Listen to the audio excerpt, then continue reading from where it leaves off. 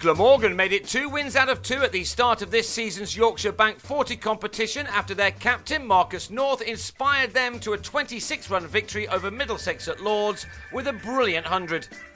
Neil Dexter won the toss and inserted, and then watched Will Bragg continue his fine recent form with a couple of early fours in an opening partnership with Bragg Wallace, which brought the Welshman 38 runs in a steady 7 overs. Wallace then edged the first ball of the 8th over, bowled by Toby Rowland-Jones, to David Malan.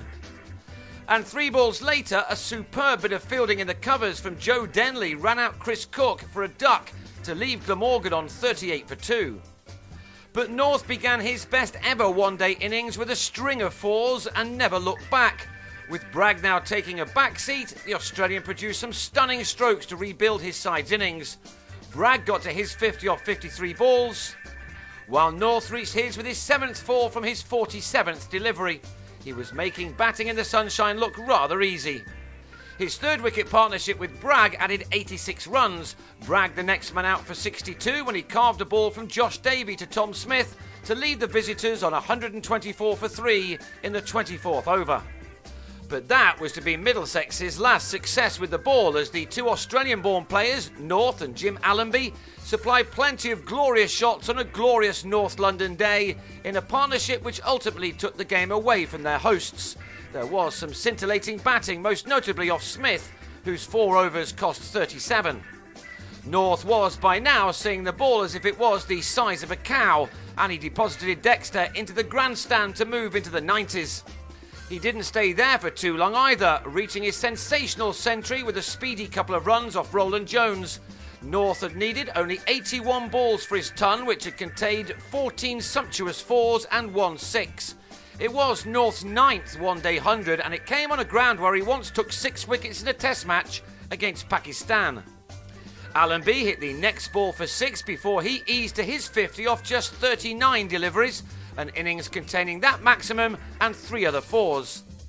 This pair smashed 60 runs off the last 5 overs, North helping himself to a couple more maximums as he passed his previous one-day best, which was made for Western Australia some 8.5 years ago.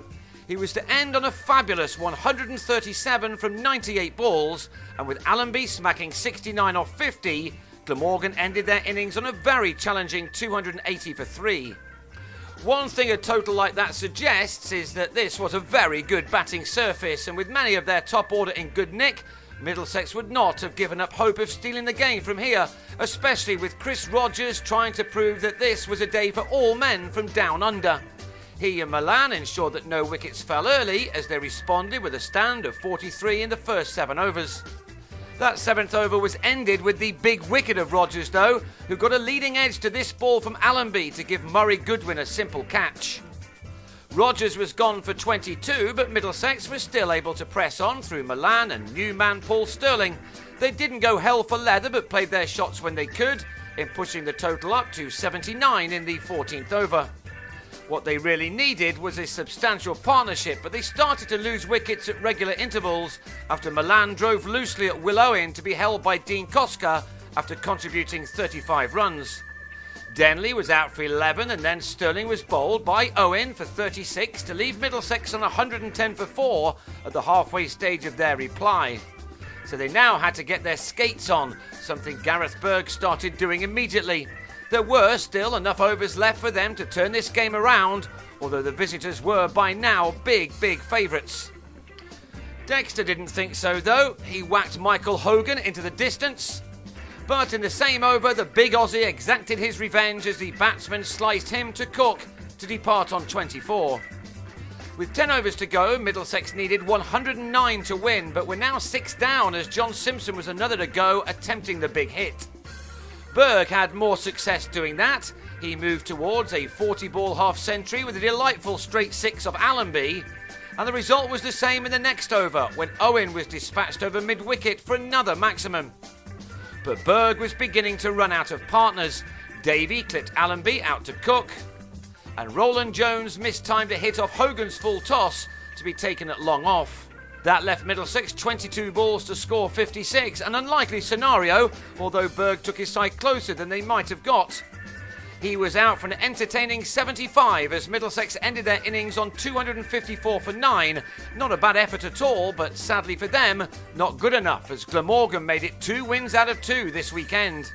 They won this encounter by 26 runs thanks to the brilliance of North, whose innings was the real difference between the two teams. Glamorgan have a great chance of making it a hat-trick of wins next Sunday when they take on the Unicorns. Middlesex, meanwhile, return to 4-day action with a match at Warwickshire from Wednesday.